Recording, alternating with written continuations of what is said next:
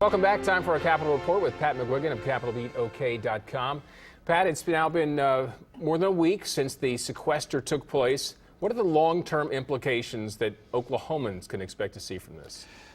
Some pain on the military bases, although that seems to be in the process of being addressed, at least in the House, and the president may wind up agreeing with them on giving the military some flexibility, although the cuts will stay in place.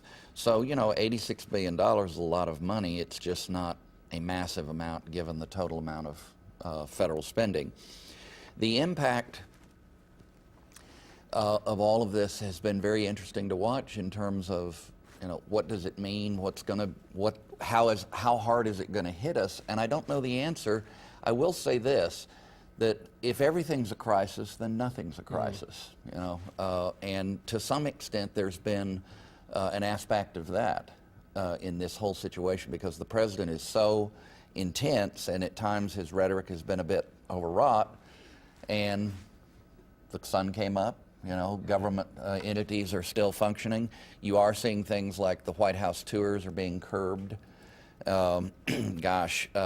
Monuments, parks, some hour changes. The president was kind of pressed into a situation where he's actually meeting with and listening to, or at least pretending to listen to, Republicans now. So we'll see where it leads. All right, so a couple of follow-ups here. Who does it turn out is right, or at least more right, in this debate? And is this the start of something really awful, or is this a good sign of budget discipline?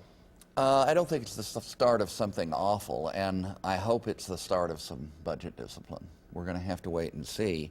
It's not awful. The country is surviving. I think that the president maybe learned what Nick Gillespie in Reason magazine post called the perils of overconfidence, and he named three things anyway,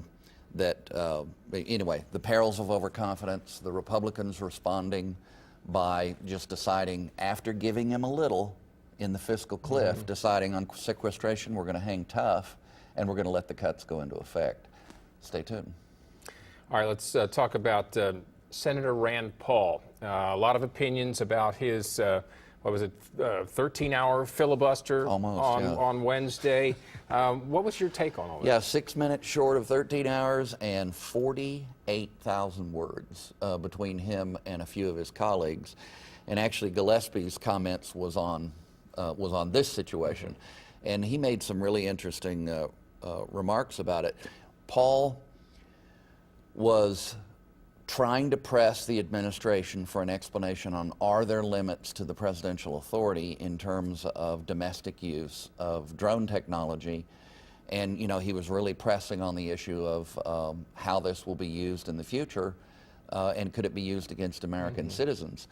And Gillespie's comments, I thought, were good. It showed the power of one person, which we don't see as much as we used to, except in the presidency, perhaps. Right. And then secondly, the power of an idea.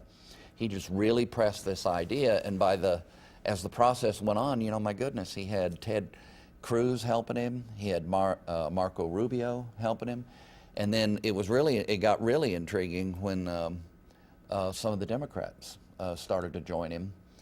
I just think that it was a very Mr. Smith goes to Washington kind of moment, not to overuse that analogy, although that's the movie that an awful lot of people remember about the power of the filibuster in a positive sense.